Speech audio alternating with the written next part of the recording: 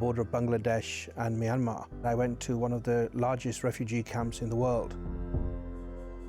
And when I sat and spoke to victims of sexual and gender-based crimes, they feel that they are too insignificant to be seen. They feel invisible. As we're sitting here in this courtroom, in this place that is dedicated to justice and the rule of law, one feels very acutely the responsibility to do better for them. This has necessitated novel approaches. We have a rolling field presence. There's a large team on the ground right now.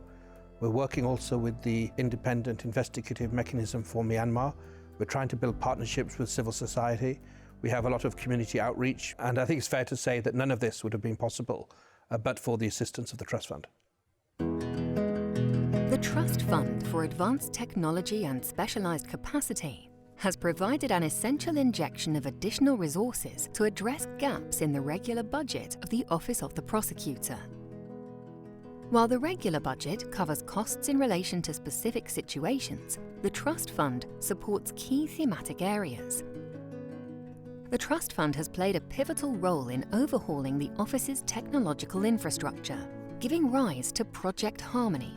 This groundbreaking innovation has enabled the Office to revolutionise its technological framework, allowing it to move faster in its investigations.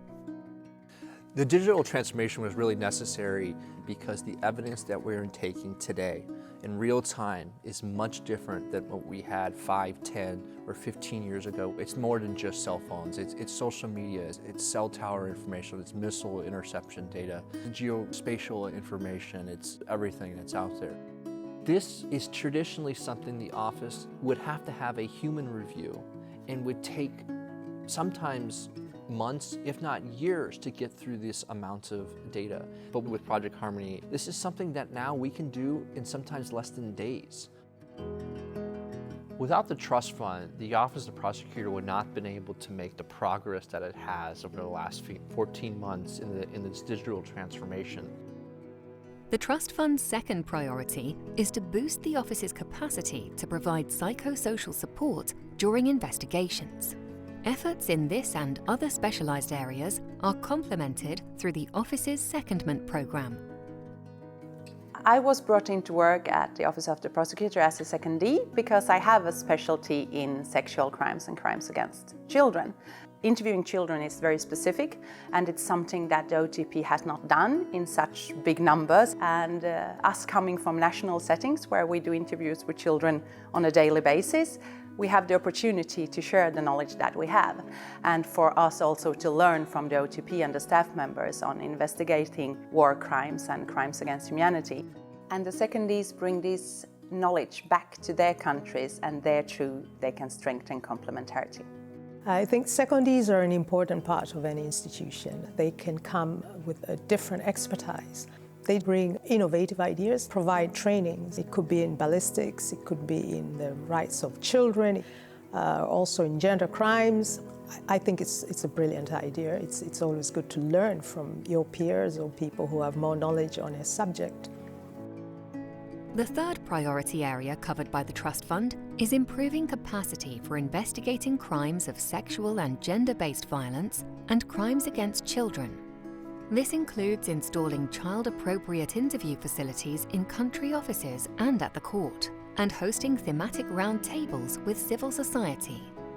The Trust Fund injects significant expertise and capacity by recruiting experts. These experts assist in interviewing and collecting evidence in relation to gender-based crimes and crimes against children. Additionally, it has supported the renewal of the policies on these themes.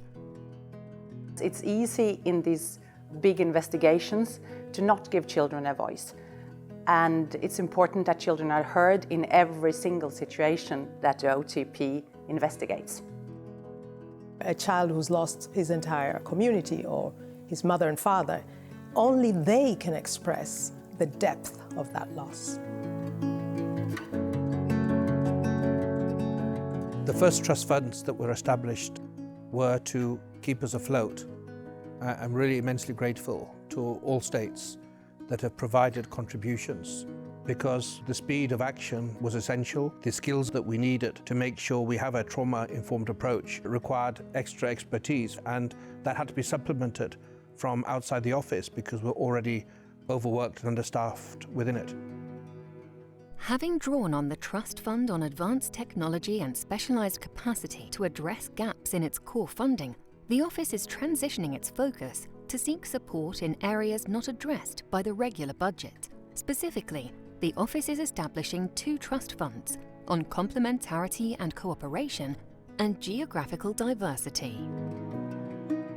We need support and more voluntary contributions to the new trust funds we're establishing. These are not covered by states at the moment, but are critical for us to build partnerships with national authorities so that they can be involved in international justice and they can protect their own people to ever greater extents.